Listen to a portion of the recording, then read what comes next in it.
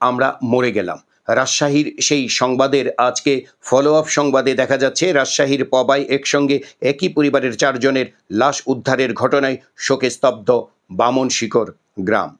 স্থানীয় বাসিন্দারা বলছেন মূলত এনজিওর ঋণের কিস্তি পরিশোধ করতে না পারার চাপ থেকেই মর্মান্তিক এ ঘটনা ঘটে। স্ত্রী ও 2 শিশু সন্তানকে হত্যার পর ফ্যানের সঙ্গে ঝুলে আত্মহত্যা করেন মিনারুল ইসলাম নামের 30 বছর বয়সী এক যুবক। রাজশাহীর পবা উপজেলার বামনশিখর গ্রামের যে বাড়ি থেকে 4 জনের লাশ উদ্ধার করা হয়েছে সেখানে এখনো মানুষের ভিড়। দূর দূরান্ত থেকে লোকজন আসছেন, নানা কথা বলছেন।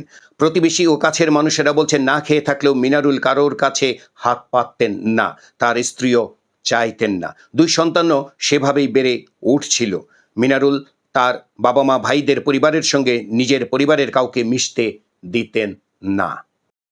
গত শুক্রবার সকাল 8:45টার দিকে নিজ ঘরে একই পরিবারের 4 জনের মরদেহ পাওয়া যায়। এদের ভেতরে ছিল মনিরুল ইসলাম এবং বাকি 3 জন হলেন স্ত্রী মনিরা বেগম, তাদের ছেলে মাহিন ও মেয়ে মিথিলা। মনিরুল কৃষি কাজ করতেন। খবর পেয়ে পুলিশ তাদের লাশ উদ্ধার করে। লাশের পাশে থাকা 2 পৃষ্ঠার একটি চিরকুটও উদ্ধার করা হয়। চিরকুটের এক জায়গায় লেখা আছে, আমরা মরে গেলাম ঋণের দায়ে আর খাওয়ার অভাবে। পরিবার, পুলিশ ও স্থানীয় লোকজনের ধারণা অভাবের কারণে তিনি স্ত্রী ও 2 সন্তানকে শ্বাসরোধ করে হত্যার পরে নিজে আত্মহত্যা করেছেন। একই পরিবারের 4 জনের লাশ ও চিরকুট উদ্ধারের ঘটনায় পৃথক 2টি মামলা হয়েছে।